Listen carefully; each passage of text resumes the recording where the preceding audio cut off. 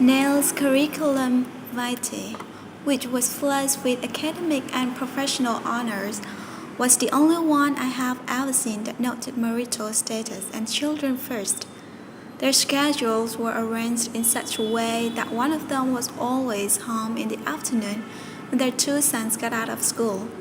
Every morning, the alarm buzzed at 5:45 a.m.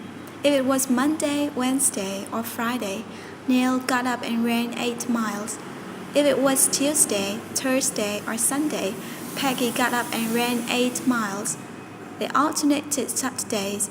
Their runs were the only time either of them was entirely alone for more than a few minutes, and they never skipped or traded a morning, even if they had been up most of the night on call at MCMC.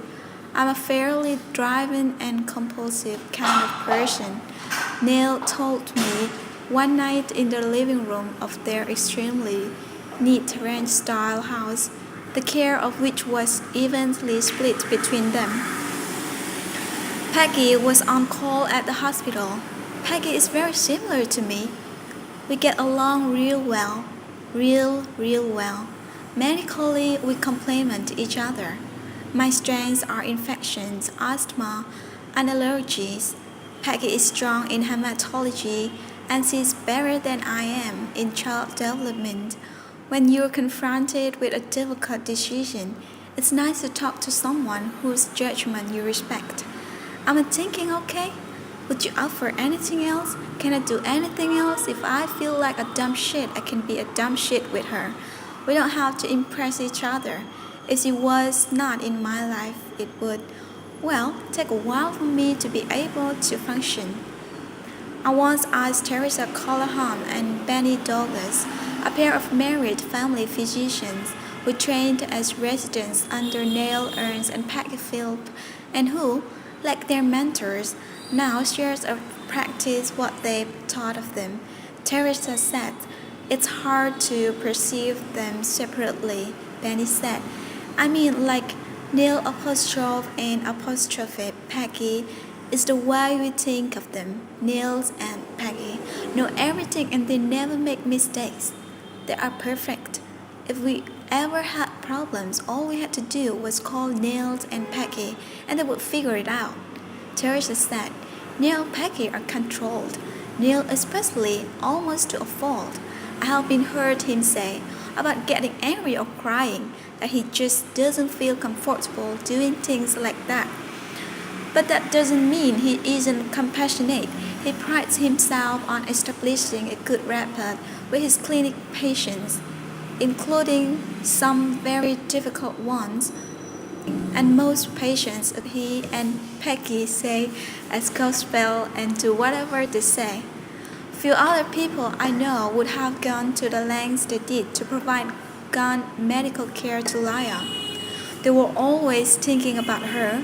Whenever they had to go away, they'd tell all the residents, 'Now, if these little fat homunculus come in seizing.'" Laya was indeed fat. Her physical growth chart shows that although her height usually hovered around the 5th percentile for her age, not unusual for a Hmong child, her weight climbed as high as the 75th percentile. Her thick subcutaneous padding compounded the challenges that awaited the doctors in the emergency room. Neil Ernst wrote a pediatric clinic note that in addition to her seizure disorder, Laya's other problem, which is of considerable concern, is the fact that she is quite overweight, which makes intravenous access during the time of seizures quite difficult. Considerable effort has gone into weight of seizures control in this child. Apparently, like Laya the way she is and is somewhat resistant to this problem. In Laos, where food was often scarce, a plump Hmong child was perceived as healthy and especially well cared for. A vein hidden under fat is hard to palpate. Like a drug user who loses veins after repeated needle sticks, Laya eventually lost the and the cubital veins in both forearms and the saphenous vein above her left ankle. After doctors frantically searching for needle placement cut them open and tied them off. During most of her hospitalization, the arm or leg with the foreline was bandaged to a board, and sometimes she was secured to her crib as well. Laya's force were precious, explains Neil. The less she moved, the longer the force would last. One nurse note reads 2,400 for infusing or antecubital space with signs of infiltration.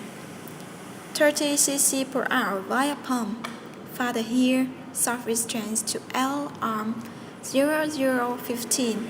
Father had untied restraint and placed child on cot and floor. Returned child to bed. Soft restraints to R arm. Tried to explain to father reasons but difficult due to communication barrier.